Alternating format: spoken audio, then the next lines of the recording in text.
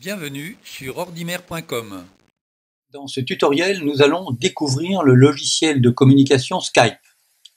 Skype est installé sur mon ordinateur, donc je le lance, et la fenêtre de connexion s'ouvre, et je vais pouvoir saisir les identifiants du compte que je viens de créer, comme nous l'avons vu dans un tutoriel précédent.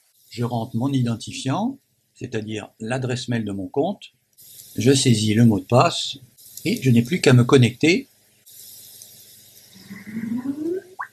Voilà donc comment se présente mon logiciel Skype une fois que je suis connecté. Alors, avant d'appeler nos amis, nous allons essayer de voir quelques outils qui sont mis à notre disposition. Le premier, c'est Echo Sound Test Service, qui permet de regarder si tout fonctionne correctement, la vidéo et le micro. Je clique sur Echo Sound Test Service et j'appelle. Bonjour, bienvenue au service d'appel test de Skype. Veuillez enregistrer votre message après le bip. Votre message vous sera ensuite retransmis. Donc, ce que nous venons d'entendre, c'est un outil de son qui nous est proposé et je dois parler pour voir si tout fonctionne correctement. Donc, ce que nous venons d'entendre, c'est un outil de son qui nous est proposé et je dois parler pour voir si tout fonctionne correctement. Si vous avez entendu votre propre voix, vous avez correctement configuré Skype. Si vous entendez ce message et non votre propre voix, vous avez probablement un problème de configuration. Vérifiez que votre micro fonctionne, qu'il est correctement configuré ou visitez skype.com pour davantage d'assistance. Merci d'avoir utilisé le service d'appel test de Skype. Au revoir. Donc là, nous venons de faire un test de son. Ma voix a bien été restituée, donc le système est parfait. J'ai un autre élément qui me permet de contrôler le fonctionnement de Skype, c'est dans la commande Outils. Je vais dans Outils, je choisis les options, et là je vois que j'ai les paramètres audio qui se présentent, et dans les paramètres audio, on constate que dès que je parle devant le micro, le vumètre qui est ici se déplace, ça veut dire que le son est correctement paramétré. Ensuite, je dois pouvoir écouter le son sur mes haut-parleurs, donc je vais tester ici en cliquant sur la petite flèche verte. Donc le son de mes haut-parleurs est correct. Et puis j'ai à nouveau ici une commande qui s'appelle vidéo. Je peux tester la vidéo et je me vois sur l'écran, c'est-à-dire que la vidéo est parfaitement en service. J'enregistre tout ça et mon logiciel Skype est parfaitement paramétré.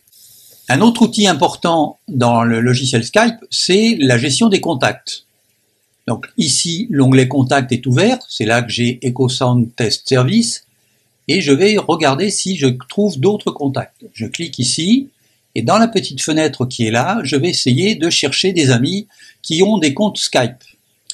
Alors il y a trois façons de rechercher des relations. Soit vous connaissez le compte Skype de vos amis par l'email, soit l'identifiant du compte Skype, soit simplement leur nom. Alors je sais qu'Ordimer a plusieurs comptes. On va chercher Ordimer, la recherche se lance, et je vois que Ordimer a un compte Skype pour le poste 11, pour le poste 10, pour le poste 32, et il y a un compte Saphir Ordimer. On va demander au poste 10 d'être dans nos contacts. Je peux l'ajouter au contact et lui envoyer un message. Et le poste 10 pourra valider ma demande d'être dans mes contacts. Je fais envoyer le message. Et si le poste 10 était connecté, je pourrais l'appeler en faisant un appel vidéo. Nous verrons dans un autre tutoriel comment appeler un de ces contacts.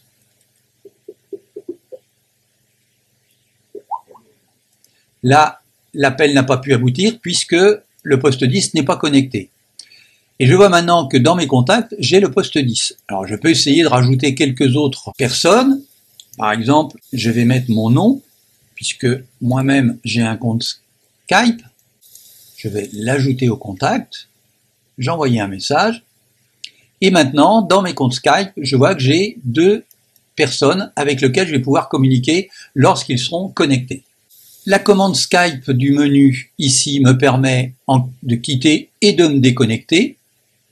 Je peux également accéder à un certain nombre de réglages de mon compte, changer le mot de passe, mon profil. Dans les contacts, je vois que je retrouve la commande « Ajouter un contact », c'est la même commande que nous venons de voir. Et nous allons retourner dans « Outils et options » pour voir un certain nombre de choses. Dans les généralités, j'ai surtout une commande qui est très importante, qui est celle de lancer Skype au démarrage de Windows. Donc c'est à nous de choisir si l'on veut que Skype reste en service dès le démarrage de mon ordinateur, auquel cas je coche, ou si je veux simplement lancer Skype lorsque j'en ai besoin pour retrouver mes correspondants, dans ce cas-là, je décoche. Je vous recommande de ne pas activer le Skype Wi-Fi et on n'oublie pas d'enregistrer lorsque l'on a effectué des modifications dans les réglages. Voilà ce que l'on pourrait dire dans ce tutoriel pour les principaux réglages que l'on peut faire sur le logiciel Skype. Et maintenant, il ne nous restera plus qu'à appeler des amis et à communiquer avec eux, ce que nous verrons dans un prochain tutoriel.